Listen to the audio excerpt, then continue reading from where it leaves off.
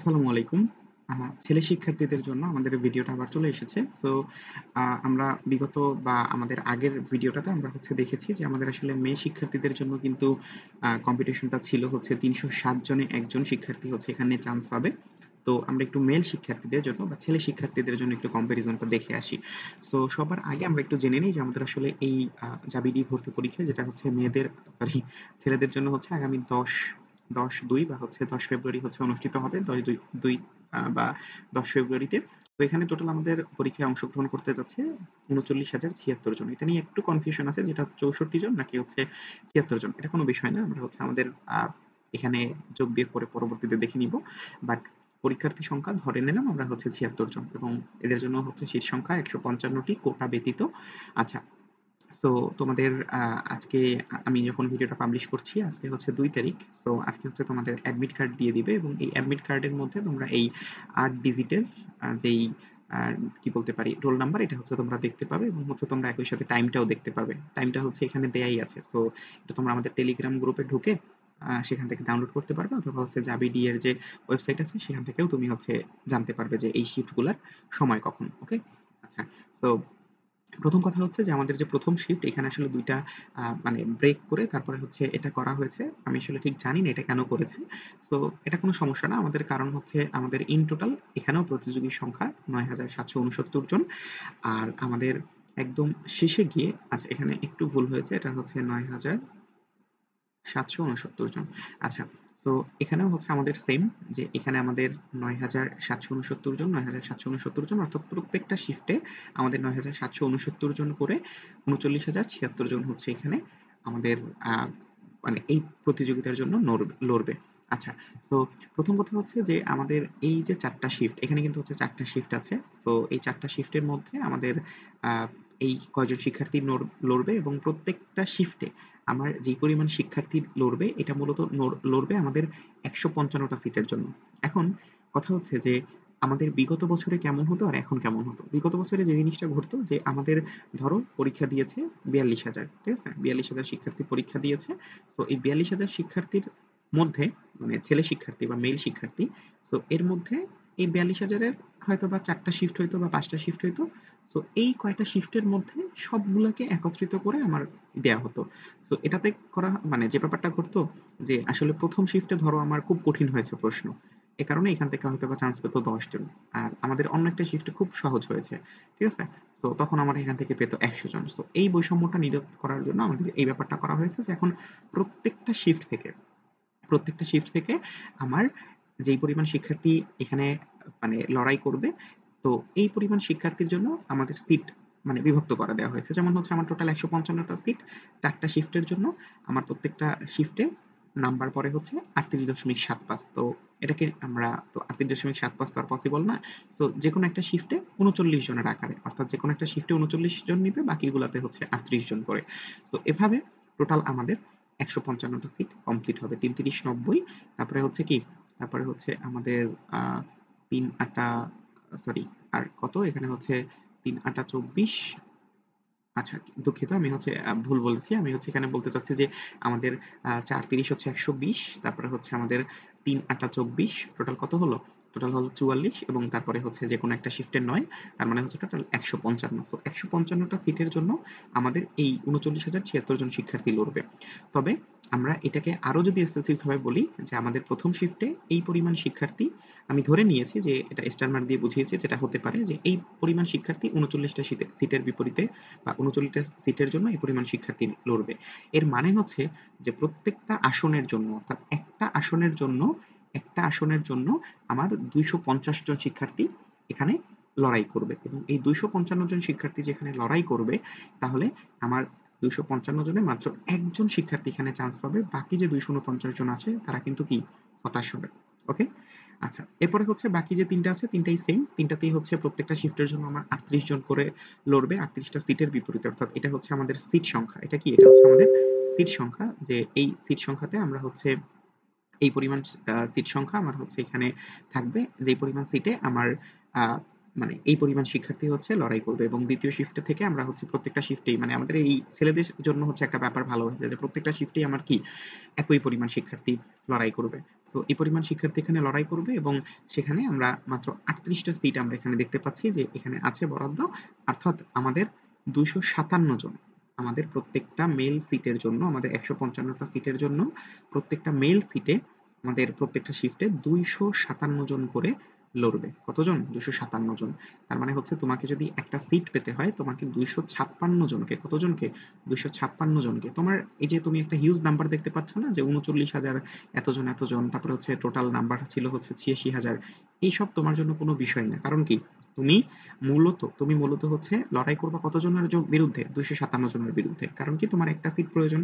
তো সেই একটা সিট হচ্ছে এই 257 জন মানে নিয়ে টানাটানি করবে। তো সেখান থেকে তোমাকে কিন্তু ছিনিয়ে নিয়ে আনতে হবে। সো এই হচ্ছে বিষয়, এবং এখানে 256 জন তোমার লড়াই করবে, এবং 256 জনের বিপরীতে তুমি একজন যদি হতে পারো, দুঃখিত, 257 জনের বিরুদ্ধে যদি তুমি একজন হতে পারো 256 জনকে পেছনে ফেলে, তবেই তুমি জাবির একটা সিট নিশ্চিত করতে পারবে, বা জাবির ডি ইউনিটের বায়োলজিক্যাল ফ্যাকাল্টির একটা সিট তুমি নিশ্চিত করতে পারবে। আচ্ছা, এখন কথা হচ্ছে যে এখানে সেফ মেরিট বলতে একটা, তোমরা অনেকে জিজ্ঞেস করতেছো যে ভাইয়া কত মেরিট লিস্টের মধ্যে ঢুকতে পারলে, বা মেরিট লিস্টের মধ্যে আমার যদি পজিশন কত হলে, ঠিক আছে, এটাকে আরো ই করে বললে যে আমার পজিশন যদি কত হলে আমি হচ্ছে একটা সিট পেতে পারি। এটা না আসলে ভ্যারি করে, একদম সহজ কথা হচ্ছে যে এটা আসলে ভ্যারি করে। কিরকম? আমাদের বিগত বছরে যেটা হয়েছিল যে মেডিকেল ভর্তি পরীক্ষার একদম পরপর হচ্ছে তোমার এই কি বলে এটাকে, জাবি ডি এর পরীক্ষা হয়েছিল, কিন্তু এটার যে ফর্ম ছিল, অর্থাৎ জাবি ডি এর জন্য যে অ্যাডমিশন ফর্মটা ছিল, সেটা কিন্তু মেডিকেলের পর আর পূরণ করা যায়নি। বাট এবছর, এটা ছিল হচ্ছে 2023-24-এ, বাট এই বছর অর্থাৎ 2024-25-এ কিন্তু আমাদের এই মেডিকেলের পরপর কি ফর্ম পূরণ করা গিয়েছে, এবং এ কারণে আমাদের শিক্ষার্থী সংখ্যা গত বছর ছিল হচ্ছে 76,000, যেটা এবছর হয়ে গিয়েছে কত? এবছর হয়ে গিয়েছে তোমার প্রায় 86,000। তার মানে হচ্ছে এই যে 10,000 এক্সট্রা, এই 10,000 এক্সট্রা এরা প্রত্যেকেই কিন্তু হচ্ছে জাবি ডি এর জন্য ডেডিকেটেড। তার মানে হচ্ছে এখানে একটা বড় ফ্যাক্ট কাজ করবে। এবং দ্বিতীয় যে ব্যাপারটা কাজ করবে যে আরেকটা, এটা তোমাদের জন্য মানে পজিটিভ, যে আমাদের এখনো ডিউ এর পরীক্ষা, তারপরে হচ্ছে জিএসটি, আবার হচ্ছে অনেকের সাস্ট পছন্দ আছে, অনেকের আবার কেইউ বা খুলনা ইউনিভার্সিটির পছন্দ আছে। খুলনা ইউনিভার্সিটির যে ডিসিপ্লিন বায়োলজিক্যাল না যেন হচ্ছে মেডিসিনাল মেডিকেল ডিসিপ্লিন, সেই অংশটা আছে। এছাড়া কুমিল্লা বিশ্ববিদ্যালয় আছে। সো এইসব বিশ্ববিদ্যালয়ের কুমিল্লা বানানটা ঠিক আছে হয়তোবা। আচ্ছা, সো এইসব বিশ্ববিদ্যালয়ে অনেকে হয়তোবা যেতে চাইবে। সো এই কারণে এখানে বেশ কিছু মেরিট ফাঁকা হবে। এখানে বেশ কিছু মেরিট ফাঁকা হবে। আবার অনেকে হয়তোবা আমাদের এগ্রি গুচ্ছতেও যাবে। সো এখানেও কিন্তু হচ্ছে অনেকগুলা মেরিট খালি হবে। তখন দেখা যাবে যে তোমার মেরিট লিস্টে, মানে আমার মেরিট লিস্টে তো 31তম অবস্থান, সরি, তোমাদের ছেলেদের জন্য ছিল হচ্ছে 38 বা 39। সো তোমার যদি 38তম নাও হও, তবুও তোমার যদি হচ্ছে মেরিট লিস্টে থাকে 60, 40, 50, এটা আসলে একদম নিশ্চিতভাবে বলা যাচ্ছে না। এটা একদম নিশ্চিত করতেছে যে কি পরিমাণ শিক্ষার্থী তোমার শিফট থেকে কি পরিমাণ শিক্ষার্থী যাবে, বা হচ্ছে কি পরিমাণ প্রথম দিকে শিক্ষার্থী, অর্থাৎ 38 জনের এই প্রথম 38 জন থেকে কি পরিমাণ শিক্ষার্থী হচ্ছে বের হয়ে যাবে। এটার উপর নির্ভর করতেছে যে তুমি আসলে ঠিক কততম পজিশনে থেকেও, মানে এই 38 জন থেকে যতজন যাবে, যদি 38 জন থেকে 10 জন যায় তার মানে হচ্ছে আমাদের 48তম পজিশন পর্যন্ত যাবে।